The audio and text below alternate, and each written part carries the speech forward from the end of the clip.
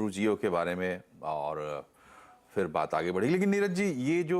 कल जो खबरें आई डिमर्जर वाली, क्या है डिमर्जर, किस तरीके से कर रहे हैं रिलायंस में, क्योंकि ये मार्केट की दिलचस्पी की ज़्यादा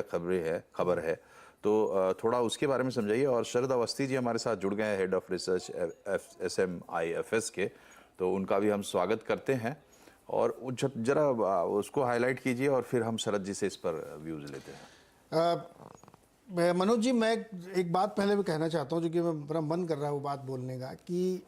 मैं अपने आप को इस मामले में सौभाग्यशाली मानता हूँ कि एक कंपनी को मैंने कम से कम 15 साल ट्रैक किया है, और वो रिलायंस है। तो 15 साल पहले से लेके कल देर रात जब वो प्रेस रिलीज आई, तब तक मैंने उस हर मूवमेंट को देखा है, जब वो नए नए बिजनेसेस में उतरे हैं, जब उन्होंने लॉन्च की हैं चीज़ों को, और जिस तरीके से वो बड़े हुए हैं। मैं हर बार AGM से लौट के आता तो लोगों को बताता था कि क्या नई चीज़ें उन्होंने की हैं, और एग्जीक्यूशन के मामले में आप सवाल नहीं कर सकते हैं। जो बात वो कहते हैं और वो विद इन टाइम या उससे पहले पूरा कर लेते हैं। चाहे आप जियो को देख लीजिए, जब जियो आया था लोगों ने कहा अरे कैसे इतना एक्सपेंड करेंगे, और 1-1.5 साल के अंदर करके दिखा दिया। कल जब ये डेट फ्री होने की बात आप ले लीजिए, डेट फ्री उन्होंने कहा था, समय से पहले डेट फ्री होके दिखाया, और पूरी ऑयल कंपनी को उन्होंने डेटा कंपनी प्लेटफॉर्म के तौर पे कन्वर्ट कर दिया।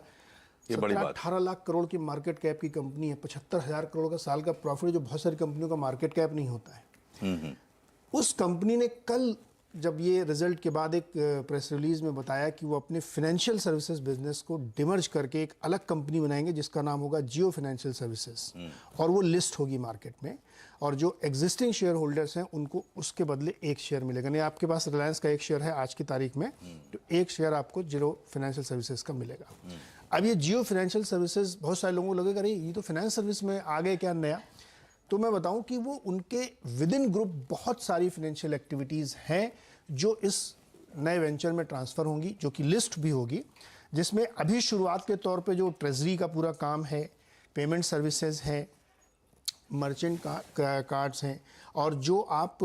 जियो के या तमाम प्रोडक्ट खरीदते हैं उनके ट्रांजैक्शंस के, ये सारे बिजनेसेस आएंगे। और धीरे धीरे समय के साथ इसमें NBFC का कामकाज होगा, यानी छोटे छोटे जो लोन होते हैं वो मिलेंगे,